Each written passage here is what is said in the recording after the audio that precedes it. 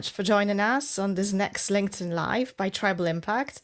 My name is Justyna Brownbridge, and I am the Chief of Growth for Tribal Impact. And I have absolute pleasure to be joined today by Dr. Petrina Carmody from Great Place to Work. Thank you so much for the warm welcome, Justyna. It's a real pleasure to be with you and everybody. Thank you for joining us, Petrina. And for those of you who are joining us live, since this is a live experience, feel free to ask any questions, make any comments using the comments section. We'll be keeping an eye on this. And we'll bring you to the conversation, and we can display your comment or question on the screen, and that way get you involved. If for whatever reason any of you has to drop off, that's completely understandable. This session will be recorded, so all you need to do is just bookmark this page and access the recording via the link or via our podcast. So we are here today because we are discussing the subject of how leaders can influence high trust workplaces and the ripple effect that has on employee advocacy and wider business results. Is here today to dive deeper into this, but really to explore more the link of how leaders have an impact on high trust, building high trust workplaces. Now, before we dive deeper into the findings and the report, Petrina, for those people who are listening to us that perhaps are not that familiar with your organization, the Great Place to Work organization, could you give us just a bit of an introduction of what is it that you do and how you collect data? Oh, thank you so much, Justyna. Well, I shall endeavour to keep it short and sweet. Great Place to Work are a global consultancy. We've been around for over 30 years and we operate in 170 or so countries. And every year we listen to about 20 million employees to support organisations to really understand their people experience and culture and hold their hands and support them through the culture change journey. As an organisation, in simple terms, we do three things. We support organisations with insight and understanding their culture.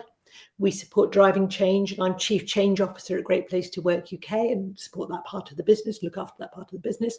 And we also celebrate high performance through recognition. So I'm hoping today to share some of those highlights, and very much at the heart of what we do, I think is pretty simple, but really powerfully important.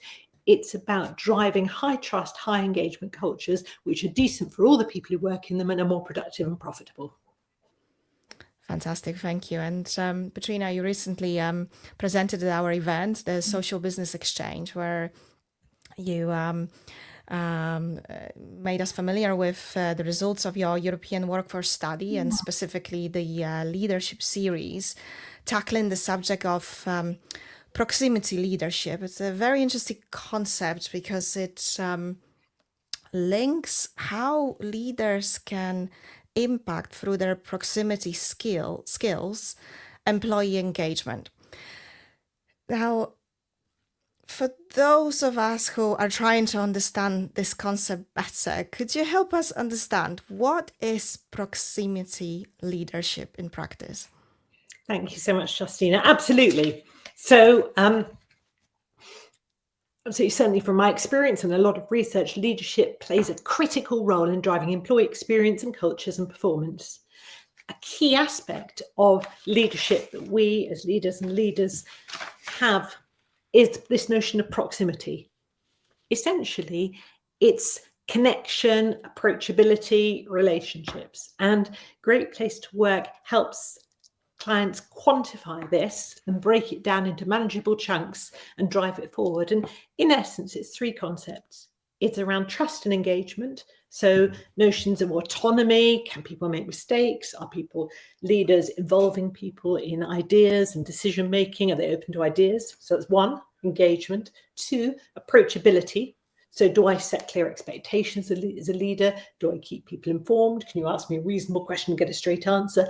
And care, the sense of areas such as work-life balance, sincere interest and appreciation. Do I value people as individuals?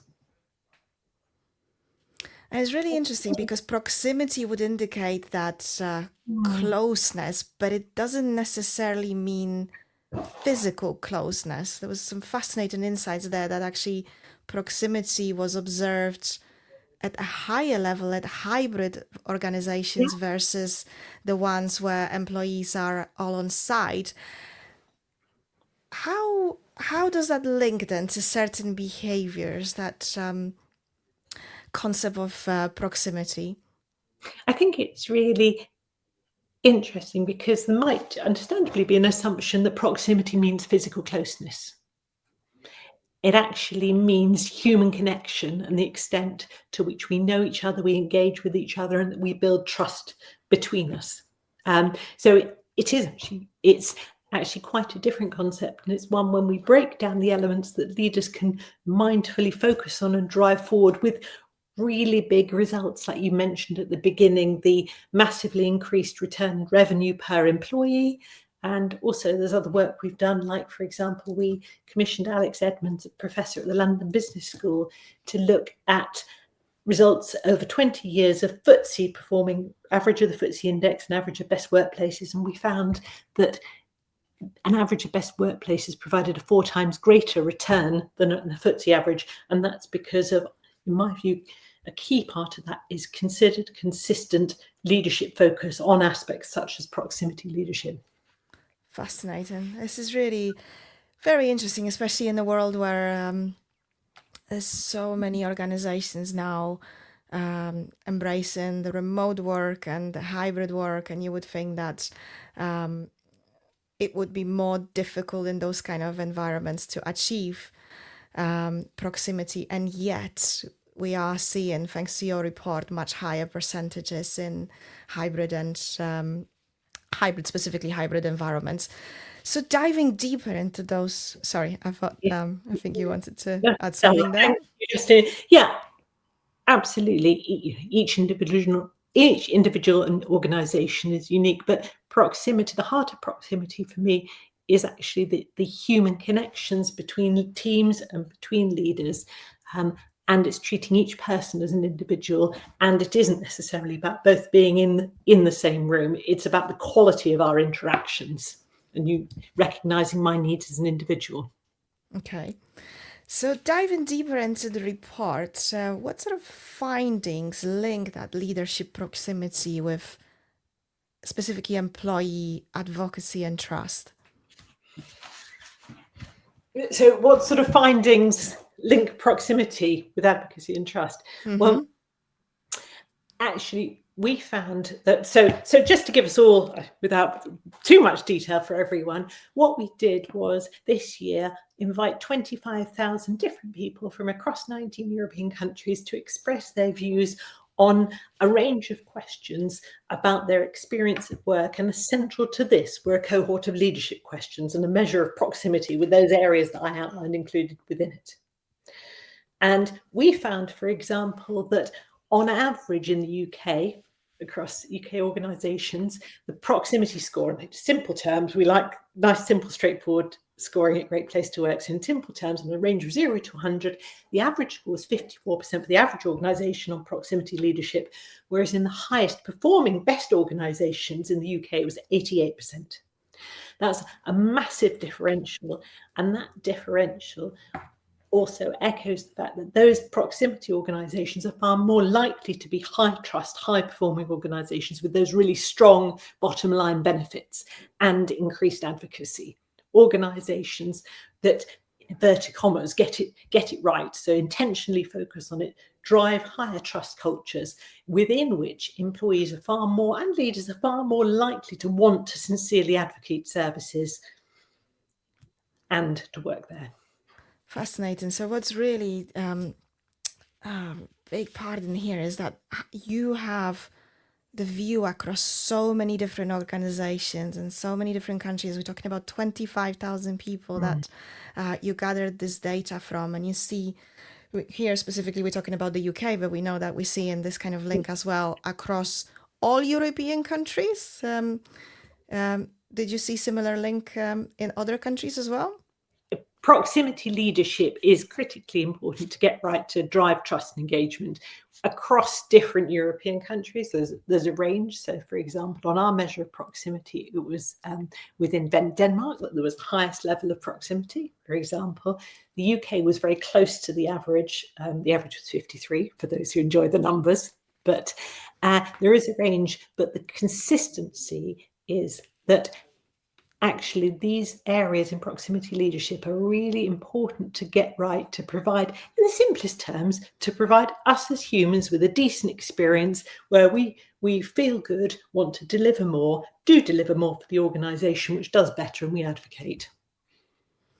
The advocacy comes as a result of all of that, right? This is engaged employees will not advocate unless they experience that in the workplace, this concept of proximity, but in general, good leadership, connection with their peers and with their leaders. So it's really interesting because we talk a lot here at Tribal Impact about the importance of activating leaders and activating employees on social media and what it does. So we've seen actually a link through our own data. I think we presented that in the Social Business Exchange, that when leaders become active on LinkedIn, when they engage in conversations with clients, but also with their colleagues, this has a ripple effect as well on the activity of employees. Yes, we've actually seen so many correlations in different companies where that happened. You activate leaders, activation of employees follows, and vice versa. Whenever the leaders stop being active or reduce their activity quite significantly, that also had an impact on the activation of employees. What do you think that is happening behind the scenes? Like, especially here, we're talking about the online context that makes this link so powerful. I get it. In a word, I would say trust. In more words, I would say that, my experience and the research backs up that where there are higher levels of engagement and trust, people are more likely to sincerely advocate. And as I've mentioned, leaders often have a disproportionate impact on the culture of an organisation. And so if leaders are in a culture where they themselves are feeling engaged and positive and therefore more likely to want to advocate, it's, one would assume typically that positivity and behaviour translates into proximity leadership and other positive attributes which make other people have a better, or help other people to have a better impact and better experience of work, and therefore be more likely to advocate, a sort of virtuous circle, if you like. Mm-hmm. And I can see comments from Anna. Hello from Paris. Thank you for organizing this event, Dr. Carmody and Justyna Brownbridge. And we've also put the link, one of my colleagues within Tribal put the link to your report. So if anyone would like to study more the findings, there's a lot of data there that you can have a look at. I would like to focus a little bit more on this subject of trust, because once again, trust may sound like a soft concept, but this data shows really hard business outcomes. So how do you get leaders to see trust as a performance driver, not as a nice to have? How do you cultivate that focus on building trust within the organization amongst all of the other responsibilities that leaders have on their plate? Well, clearly, as a career consultant and executive coach and psychologist, I'm biased because I have read a lot of research, seen a lot of research, and been with a lot of organizations where I can readily see the power of driving trust and engagement on how people feel, how they behave, and the results organizations get. For me, there's a very clear linkage, so I can sincerely advocate that experience. And so I'm very happy, and I think it is important to share that experience in terms of published research, perhaps linking for an individual, talking about perhaps if we're working with them, how their survey results might show up a nice strong correlation, as is typical, between high performance and high survey results, or perhaps inviting people, as I have in my own career, to reflect on their own experience and how it resonates with them. The notion in simple terms, that you treat me right, I'll feel better and do better. So I suppose for me, it feels straightforward to share what is extensive public research, published research, and sincere belief. And my feel is that relative to when I started in this field sort of 25 years ago or more, I'm pushing on an open door far more, because far more people intuitively see and know that connection. For me, I think the trickier thing is actually, okay, I get it, but it's messy, it's people. How do I do it? I don't know.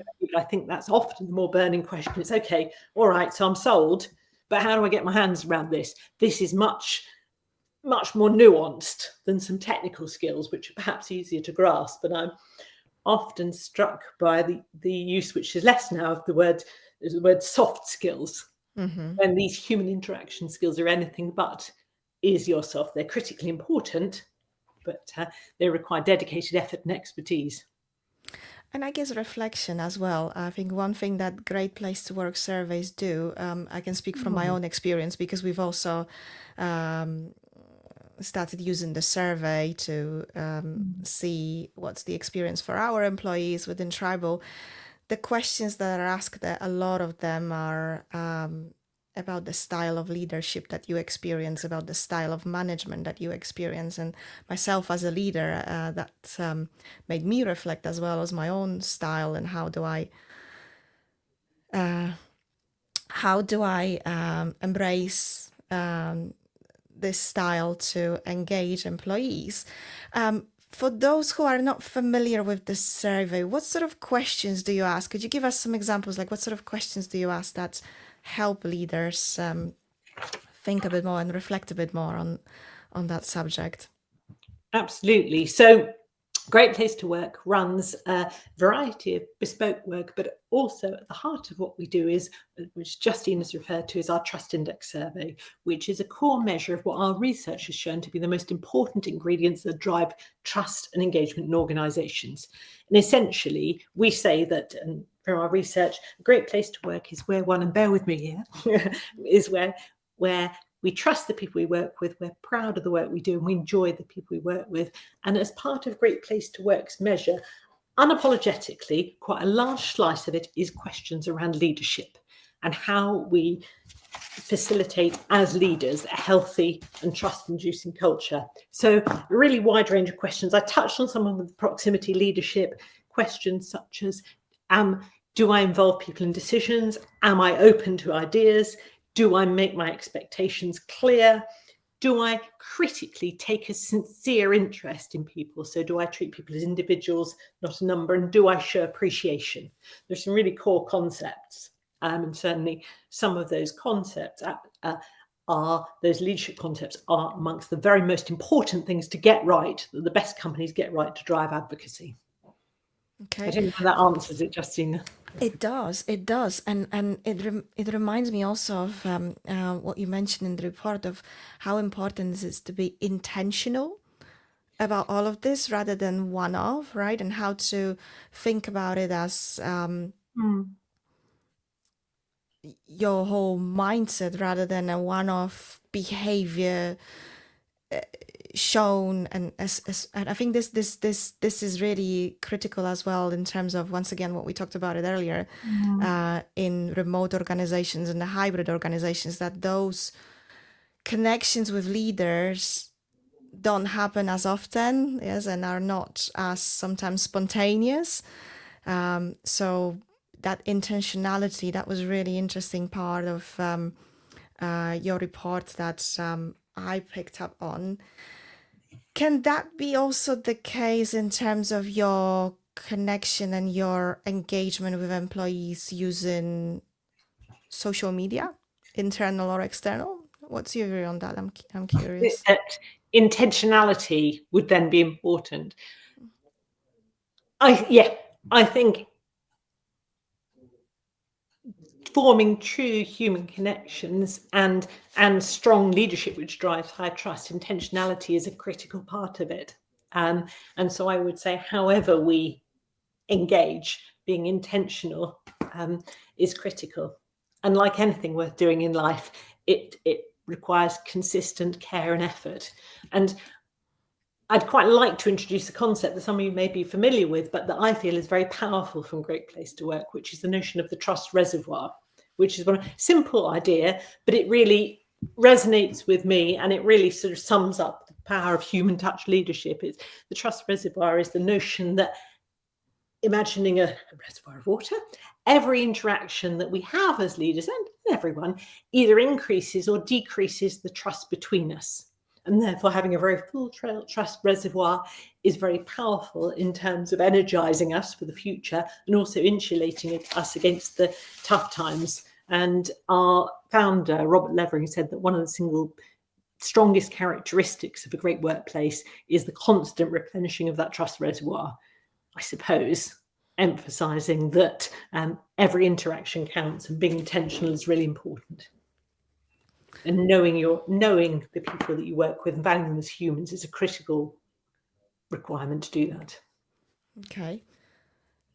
I mean, this is such a great concept to focus on, and even just to imagine, right? How would this work in practice? I'm also thinking that what we're seeing right now when it comes to the accessibility to the leaders that online means gave us, yes, like social media, means that we can interact with leaders that perhaps in the past we weren't even given at all, or didn't even have at all access to, because they were based on another continent, they were based in another country, on maybe perhaps in a different department.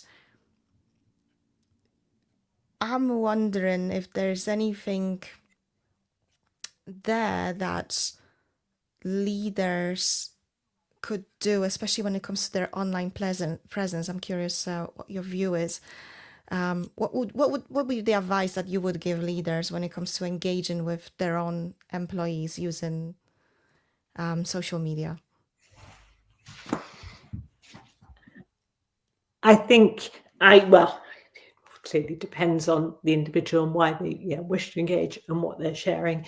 But I think that one of the things from our research on proximity is the essence of knowing and truly connecting with people, and sincerity and openness and warmth and absolute, where possible, dialogue. And I really don't know exactly what you had in mind, but in terms of dialogue and listening as well as sharing being absolutely critical to forming a human connection, a strong human connection.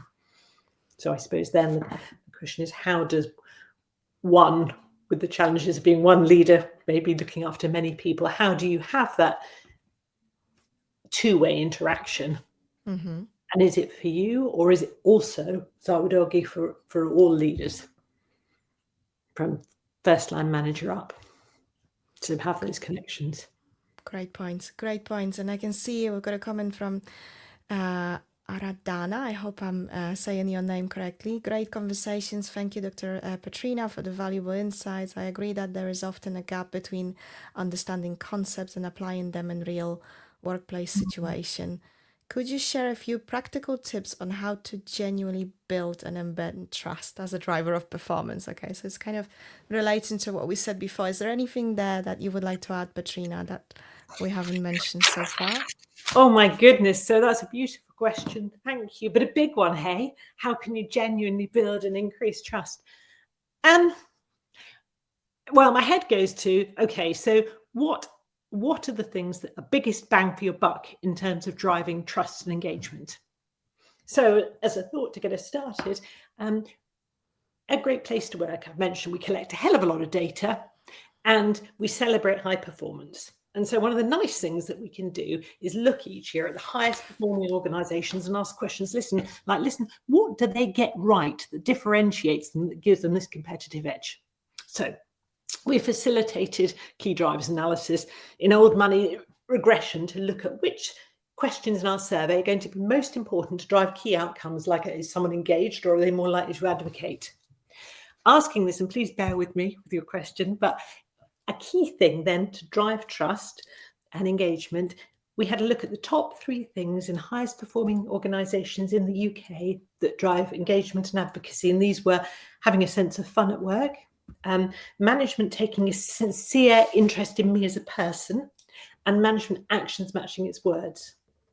So, there are many places you could start, but I would argue that actually it's absolutely critical. We can see there 2 management and leadership questions. That notion of taking a sincere interest in me as a human is really important in terms of driving proximity leadership and in terms of healthy organizations. And it's a differentiator in terms of whether people would or wouldn't advocate. And in average organizations, 55% of people would say management takes a sincere interest, whereas in the best, 86%. And I would, from the research and my experience over the 25 or so odd years I've been in this game, I would suggest that is one of a number of particularly important areas to focus on. But clearly, when we work with organizations, we provide tailored analyses for their specific culture using their data. But I can tell you that over the years, and according to the research, that's a pretty important topic. How's that for a very long way of saying? I could have just said, take a sincere interest in your people. Sincere interest in your people. That is exactly what I wrote down, and I think that's a very key point to make, note to make from this. Yeah. Rob Glass said, love the trust reservoir concept. Right, Rob joined us also at the event, so I know that was covered during the event.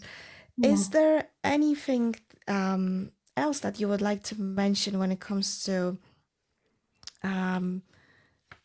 the data that this report highlighted that would be useful to know to our audience that we haven't covered so far? Oh gosh, what a good question.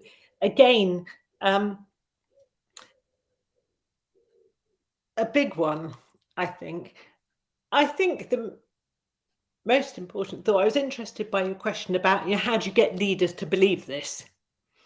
And I don't know about all of you, I'm not sure I think you share your evidence and belief, and I think it's pretty compelling evidence, but I think the challenge is how you do that.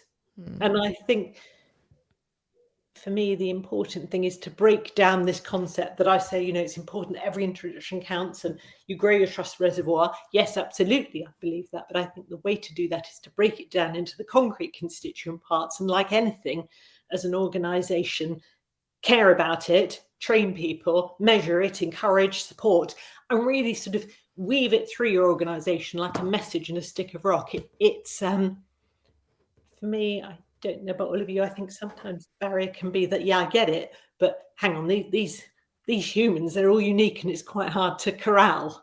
So I think there is something for me about, and I hope our study shows that, about highlighting what the most important things to start with to get right are. So care about it, measure, train, and support.